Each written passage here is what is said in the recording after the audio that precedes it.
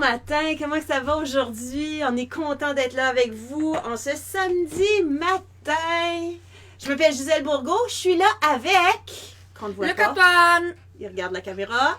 Abigail! Et... Raphaël.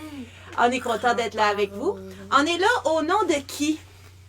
Jésus! Ouais, au nom du Père, et du Fils et du Saint-Esprit. Amen. Amen. Fait que là, ce matin, on va juste prendre un peu de temps avec Jésus. Abigail va allumer la lumière pour qu'on mette la lumière sur... Ah, tu parles au téléphone? Y a-tu quelqu'un au téléphone? Oui, attends. Qui est au téléphone? C'est Monsieur Gilbert. Puis qu'est-ce que M. Gilbert, il veut? Hein? OK, il Il veut m'a juste... pas dit, il m'a juste dit son nom. Donc, ce matin, avec quelques chants, on va regarder le thème de le ciel et la terre. On va voir qu'est-ce qu'il y a à nous dire. Qu'est-ce que la Bible a à nous dire sur le ciel et la terre? Bible Project. Pour commencer, on va aller avec Jésus. On va aller avec Sœur Agathe, en fait. C'est quelle chanson que tu as choisie? J'ai confiance.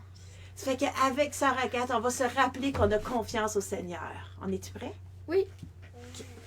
5, 4, 3, 2, 1. Allons-y.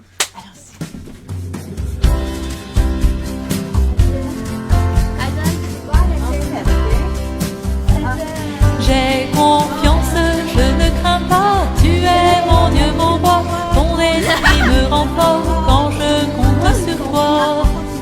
J'ai confiance, je ne crains pas, tu es mon Dieu, mon roi, ton esprit me rend fort quand je compte sur toi. Je bondis de joie, Je danse pour toi, je marche avec toi. toujours tu es là. Je bondis de joie, je danse avec toi, je marche avec toi, toujours tu es là. J'ai confiance, je ne crains pas, tu es mon Dieu, mon roi, ton esprit me rend fort quand je compte sur toi. J'ai confiance, je ne crains pas, tu es mon Dieu, mon roi, ton esprit me rend fort quand je compte sur toi. J'avance dans la foi, je grandis en toi, l'amour est la loi qui guide mes pas. J'avance dans la foi, je grandis en toi, l'amour est la loi qui guide mes pas. J'ai confiance, je ne crains pas, tu es mon Dieu, mon roi, ton esprit me rend fort quand je compte sur toi. J'ai confiance, je ne crains pas, tu es mon Dieu, mon roi, ton esprit me rend fort quand je compte sur toi.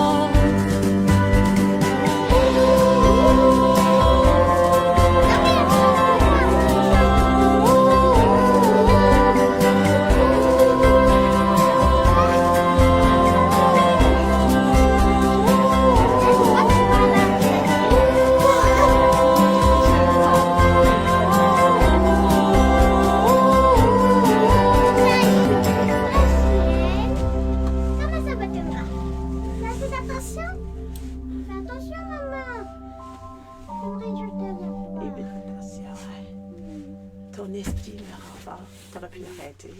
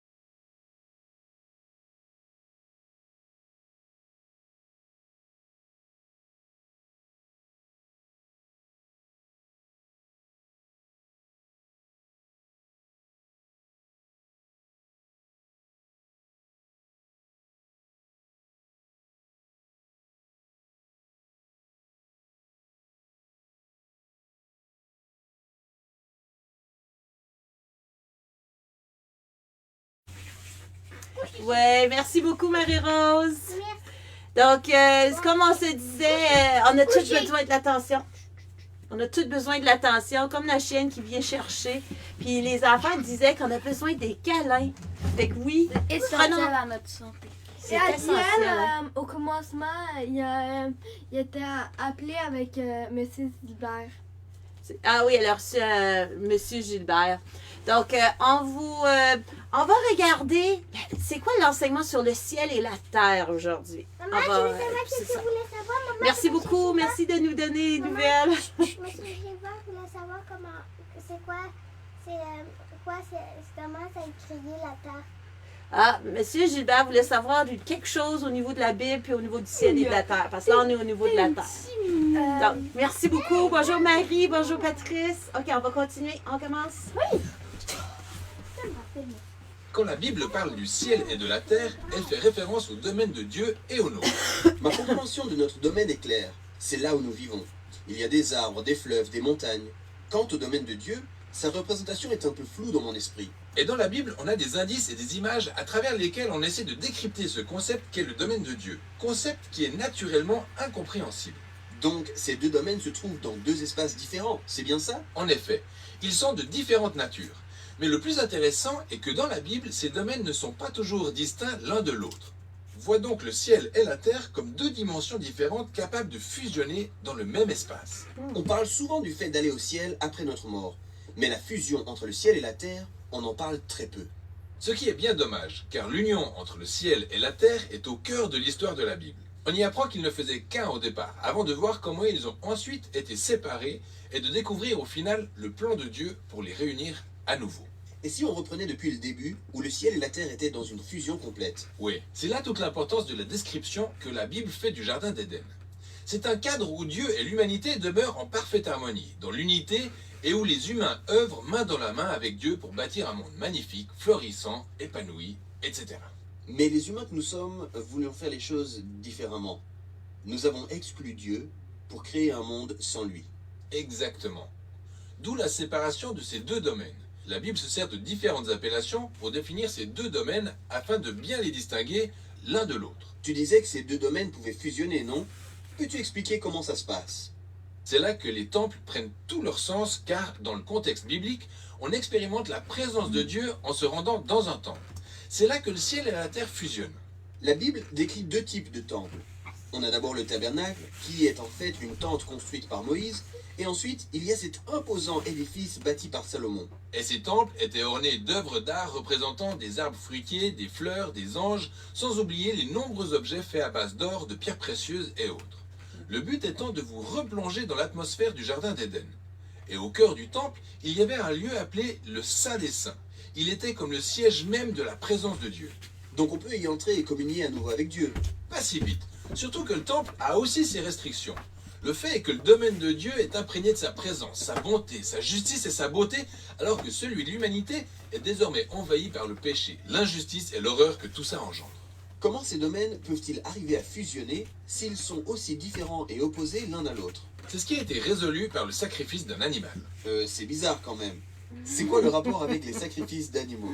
Le principe est le suivant. Lorsqu'un animal meurt à la place d'une personne, il absorbe en quelque sorte le péché de cette personne. Ce qui purifie suffisamment cette personne et l'enveloppe d'une certaine manière dans un espace saint, lui permettant d'entrer dans le temple pour se retrouver dans la présence de Dieu. Très bien. Donc si je suis israélite et que je vis à Jérusalem, je pourrais très bien me retrouver dans la présence de Dieu. Mais tu as aussi dit que l'histoire de la Bible est celle de l'union entre le ciel et la terre. Exact. Pour voir ça, il faut poursuivre l'histoire jusqu'à l'arrivée de Jésus dans le Nouveau Testament. Dans l'évangile de Jean, on a cette déclaration selon laquelle Dieu s'est incarné en Jésus à travers qui il a habité parmi nous. L'utilisation du terme « habiter » pour illustrer la demeure est assez étrange, car il veut littéralement dire que Dieu s'est inséré dans un tabernacle pour être à nos côtés. Et donc, ce que Jean affirme ici, c'est que Jésus est un temple. C'est maintenant à travers lui que le ciel et la terre fusionnent. Ce qui est intéressant avec Jésus, c'est qu'il ne se contente pas de rester dans des environnements purs et sains, mais il s'aventure, va ça et là, sympathise avec des pécheurs, guérit les gens de leurs maladies et pardonne les péchés. Dans un monde où règne le péché et la mort, il crée véritablement de petites touches de paradis qui permettent aux gens d'expérimenter la présence de Dieu. Et il n'arrête pas de dire à tout le monde que le royaume des cieux est proche. Il a même recommandé à ses disciples de prier activement pour que le royaume de Dieu vienne et que sa volonté soit faite sur la terre comme au ciel. Mais plusieurs personnes perçoivent Jésus comme une menace et le tuent, ce qui semble gâcher tout le projet d'union entre le ciel et la terre. Pour mieux comprendre ça, il faut remonter à une scène qui se déroule plus tôt dans l'histoire de Jésus. Celle où Jean-Baptiste s'est écrié en voyant Jésus « Voici l'agneau de Dieu qui ôte le péché du monde ». Ainsi, Jésus n'est pas seulement décrit comme le temple, mais aussi comme le sacrifice du temple. Ouais, et la croix est devenue le moyen par lequel Jésus a absorbé le péché pour créer une bonne fois pour toutes un espace saint continuellement accessible. Chose impossible au sacrifice d'animaux qui était limité. D'autant plus que le sacrifice de Jésus a le pouvoir de se répandre progressivement et de renforcer davantage l'union entre le ciel et la terre. C'est vraiment très bien tout ça, mais ça me pousse aussi à me demander, que se passe-t-il après ma mort? Est-ce qu'il ne me suffit pas de monter vers le domaine de Dieu pour être avec Jésus? En effet, le Nouveau Testament ne mentionne que très peu le fait que les chrétiens seront avec Jésus au ciel après leur mort. Pour la simple raison que cet aspect n'est pas au cœur de l'histoire biblique. Le cœur du message est le procédé par lequel le ciel et la terre entament leur fusion à travers Jésus pour l'achever parfaitement le jour où il reviendra. Dans le livre de l'Apocalypse, on assiste à la fin de l'ère du péché et de la mort où on voit cette superbe image du Jardin d'Éden présentée comme une ville qui émerge dans une création renouvelée suite à la restauration de l'humanité et de son histoire, avec le domaine de Dieu et le domaine des humains qui sont à nouveau dans une parfaite fusion. Ça fait qu'on est en fusion avec le Dieu. Donc, c'est quoi que vous avez retenu? Hey, je trouve ça intéressant. Je sais pas pour vous. Bonjour Antoinette, bonjour Lucie, Sylvain, Marie. Un animal fait absorber notre péché. L'animal, ben c'est ça, c'était dans l'Ancien Testament, c'était la manière de penser de l'Ancien Testament. Puis c'est pour ça que je trouve ça intéressant parce que c'est la première fois que je vois dans ce sens-là.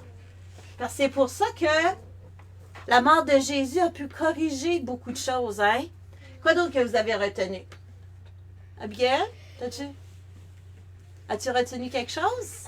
J'ai retenu qu'à la fin, on est l'ami de Dieu et aussi au début. Ah, qu'on peut devenir l'ami de Dieu. En fait, c'est un peu comme si un sacrifice, c'est comme un brésil, un sacrifice, mais il y a ça beaucoup plus de passé. Puis ce qui arrive, c'est que le sacrifice de l'animal qu'il y avait avant, il y avait une limite. Oui, il pouvait les aider à rentrer dans la présence de Dieu, mais il y avait une limite. Mais avec Jésus, tu as vu à la fin, là, que... On peut regarder vite, si je le trouve vite. Ah, regarde ici. Avec Jésus, sa mort, ça permet de... On peut retourner après sa mort. Regarde, on voit ici, là, on peut retourner, puis ça peut multiplier. Ça fait qu'avec sa mort, là, le au complet est possible. Avant, là, si tu sacrifiais un animal, dans le temps de l'Ancien Testament, c'était limité. Puis après ça, il fallait que tu le refasses de nouveau et de nouveau. Mais avec la mort de Jésus, ça a été fait une fois. Bonjour Gaëlle. Oui, ça fait longtemps. On souhaite avoir tes nouvelles. Là. On est content de te voir. J'espère que tout va bien. Donc, oui, avec la mort de Jésus, moi, je ne sais pas pour vous, mais moi, ça m'éclaire sur tellement. Puis je suis comme, oh wow, je pense que j'avais besoin de ça aujourd'hui. Mais à cette époque-là, je suis sûre qu'il y avait des personnes innocentes. Il y avait même beaucoup de personnes innocentes. Comme qui sont mortes, tu veux dire? Oui. Oui. Mais parce que les pauvres étaient innocents. Ils n'avaient pas ces passés-là. Et là, dans cette époque, même dans cette époque-là, il y avait des personnes qui n'avaient pas de passé. De péché? Pas... Ben, disons qu'il n'y avait pas le même message. C'est que oui, il pouvait avoir de bonnes personnes, puis il pensait bien faire, mais le message n'était pas tout à fait encore accompli. Abigail? Ouais. Fait qu'on va continuer à l'apprendre. Pareil comme nous autres. Il y a des bonnes personnes, mais il y a des choses qu'on ne comprend pas au complet. Moi, je veux dire par là, il y avait des personnes innocentes. Oui, mais pourquoi tu veux dire qu'il y avait des personnes innocentes? Il y en a partout. Je pense que c'était pas beaucoup plus différent qu'ici, hein? Qu'est-ce que vous pensez, vous autres? Ouais, mais il y a plus de personnes innocentes. Maintenant ou là, ce temps-là? Aujourd'hui. Je pense que c'est différent. Je suis pas sûre, moi. Je pense que nos défis de ce temps-là, de ce temps-ci, on a toujours l'impression que dans le passé, c'était mieux qu'aujourd'hui, puis tout ça, mais je pense qu'on vivait toutes. C'est différent. C'est différent. Je pense qu'on vit différentes choses. Moi, je trouve ça intéressant de cette notion du ciel et de la terre et qu'on peut vivre aujourd'hui une partie du paradis. Fait qu'on peut vivre aujourd'hui le ciel. On va continuer avec notre Père. Notre Abigail. Père. Abigail. Qui est juste. Que ton nom soit sanctifié. Que ton règne. Allez, Abigail. Que ta volonté. Notre Père qui es aux cieux, que ton nom soit sanctifié, que ton règne vienne, que ta volonté soit faite sur la terre comme au ciel. Donne-nous aujourd'hui notre pain de ce jour. Pardonne-nous nos offenses, comme nous pardonnons aussi à ceux qui nous ont offensés. Et ne nous laisse pas entrer en tentation, mais délivre-nous du mal. Amen. On va prendre un petit moment pour Marie aussi. On a fait le... On a prié pour que le règne vienne. Oui, c'est vrai, on a prié pour que le règne vienne. Donc, puis on continue à apprendre comment on peut le faire. Je te salue Marie, pleine de grâce. Le Seigneur est avec toi. Tu es bénie entre toutes les femmes, et Jésus, le fruit de tes entrailles, est béni. Sainte Marie, Mère de Dieu, priez pour nous, pauvres pécheurs, maintenant et à l'heure de notre mort. Amen. J'ai une prière. Avez-vous une prière? J'ai Antoinette qui a écrit quelque chose. Attends une minute. Elle dit, la mort de Jésus est un sacrifice une fois de bon. Exactement. Fait que ça me fait penser que, parce qu'il y en a beaucoup qui disent, je vais souffrir pour les autres, mais on n'a pas besoin de souffrir. Puis Dieu n'a pas besoin que nous autres, on souffre pour les autres. Oui, la souffrance est là, puis on peut l'offrir, mais, tu sais, le message qui dit que, c'est le Seigneur qui m'a envoyé ça, on s'assoit, mon grand. Tu sais, ça ne répond pas à ce qu'on disait ici, hein. C'est que Jésus l'a fait, comme tu as dit, Antoinette, Jésus l'a fait une fois pour toutes. Fait que nous autres, si on souffre, c'est de voir quel sens qu'on a, puis comment qu'on peut aller mieux, mais c'est pas Dieu qui veut qu'on souffre. Cette vidéo-là, c'était vraiment... on ne savait même pas c'est quoi le thème. Non, c'est ça que j'ai dit. Je fais confiance à l'Esprit Saint ce matin. Mais je trouve que ça ouvre une discussion incroyable. Je sais pas pour vous. Il y a Marie qui dit, priez pour tout, que ton royaume vienne. Oui. Puis que sa volonté soit faite sur la terre. Puis nous autres aussi, on peut faire sa volonté. Hein? OK. La vie est aventure. Dieu l'a donné. Je trouve ça beau. Oui, la vie est aventure, puis Dieu nous l'a donné. Vivons cette aventure pleinement et essayons de vivre avec le Seigneur. Hein? Est-ce qu'on a des numéros de prière? Avez-vous des prières que vous voulez choisir? Le 257. Arrête. T'essaies de le casser. On peut être co-rédempteur. Il a besoin de notre aide et surtout dans les temps que nous vivons. Moi, oui, je suis d'accord. 257. 257? Hey, j'ai l'impression d'être gelée. Je sais pas si vous autres, vous me voyez gelée, là. OK, ça revient. 257. Raphaël, non. On joue pas avec le téléphone maintenant. 257. Un monde de paix. C'est toi qui l'as choisi. Je trouve ça le fun. Créateur du monde, apprends-nous à nous aimer les uns les autres. Apprends-nous à prendre soin les uns des autres. Comme des frères et des sœurs, que l'amitié entre les peuples puisse grandir toujours plus. Accorde la paix à notre monde, ô Seigneur de la création. Wow, ça rentre vraiment dans notre thème, hein? T'as choisi, tu l'avais vérifié avant. Hein? Non.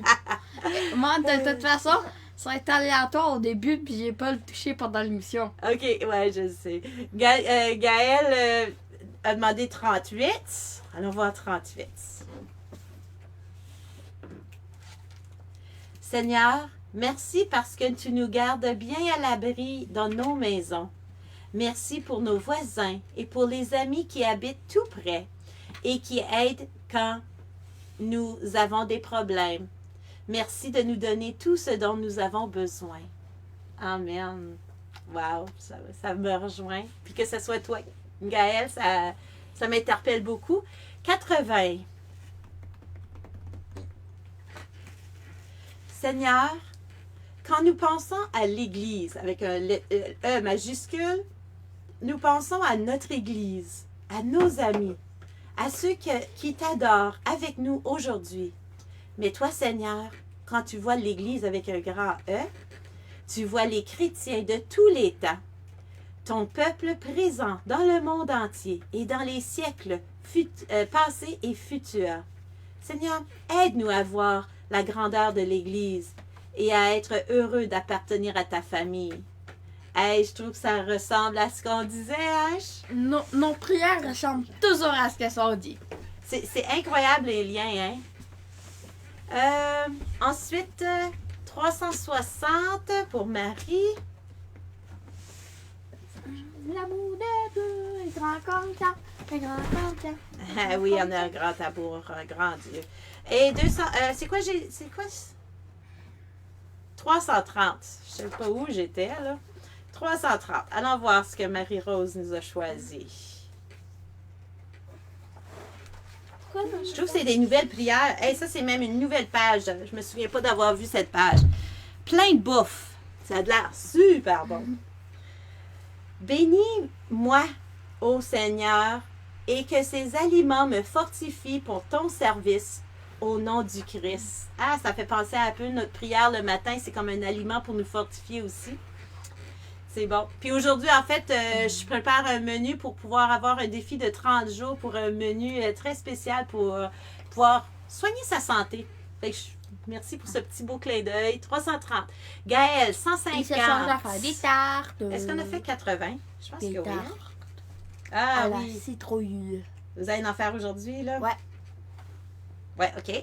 Puis 330, 150. Pour la soirée de louange. J'étais loin, tu dis? Ouais, j'étais loin, t'as raison. Mais là, je vais venir retrouver. 150. Vous amusez-vous dans la vie, vous autres? Ici, oui. Amen, je n'ai pas encore mangé. Ah, ça va faire du bien. Moi non plus, j'ai pas encore mangé. Mais je vais pas manger avant l'Eucharistie. Je vais aller à l'Eucharistie tantôt. Ça fait que ça va être la nourriture. Ça, je commence la journée souvent avec l'Eucharistie. Il y a quelque chose ici. 150. C'est Gaëlle, c'est ça? Un petit geste. T'as-tu mangé, toi? Non. Pas encore? Vous autres, avez-vous mangé? Il y a quelque chose de solide. Ok. Je vais baisser. Non, ben là, eux, ils voient pas ce qu'il y a là, Abigail. Quelque chose d'invisible et de Il y a solide. quelque chose d'invisible, là. Vous allez le voir tantôt. Un petit geste. OK, c'est 150. Un petit geste, un mot gentil, et la terre sourit, et le ciel aussi. Oh, wow! Avez-vous ce livre-là? Parce que ça, là, c'est en lien. Regarde, on parle du ciel et de la terre. Vous avez triché, hein? Je trouve que c'est tellement bon, là. D'après moi, il y a Donc- une personne qui a sûrement ce livre. Peut-être pas dans les gens qu'on voit, mais j'admets que je l'aime beaucoup, hein. J'admets que... Donc, je vais relire ce dernier, le numéro 150.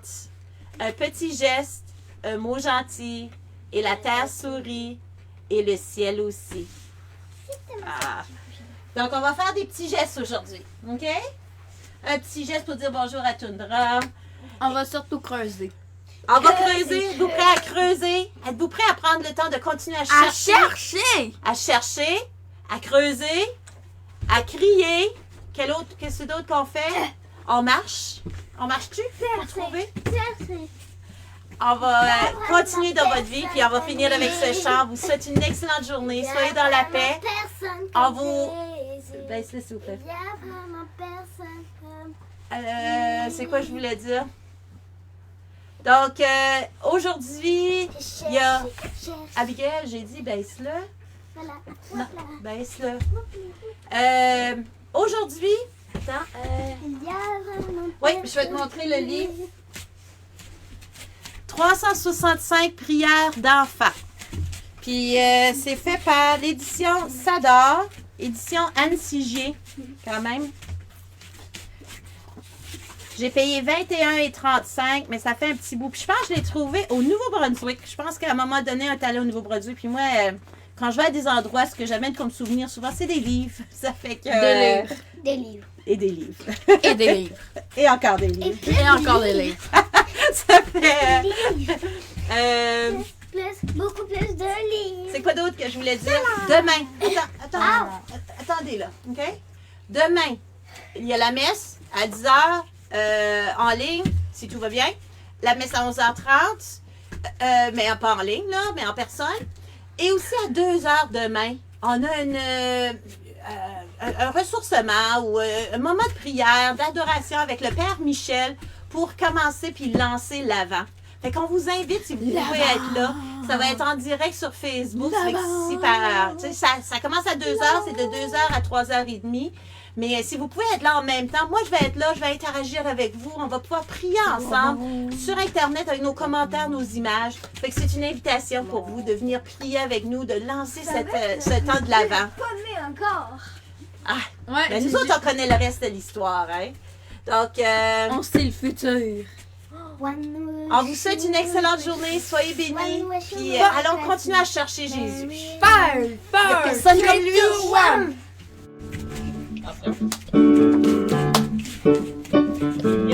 Vraiment personne comme Jésus. Comme Jésus.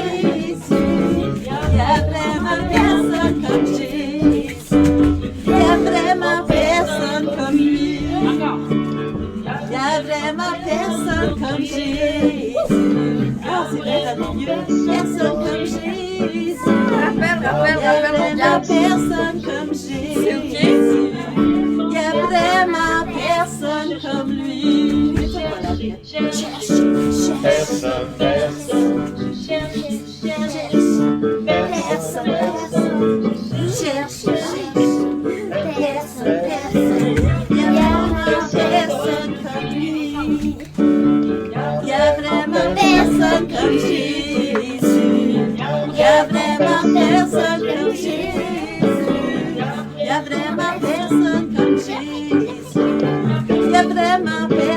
comme lui. Chantez. Non, mais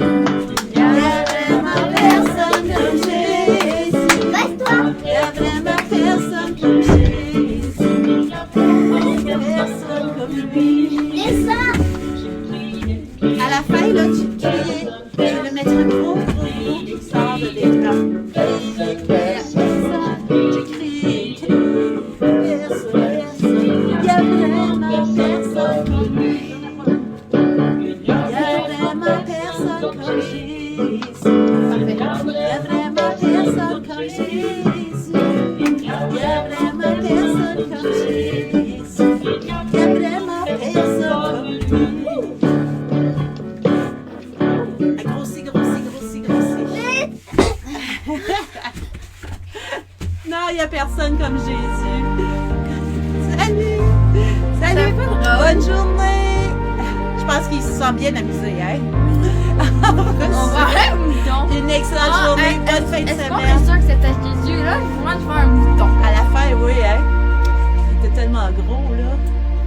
Il s'approche de nous.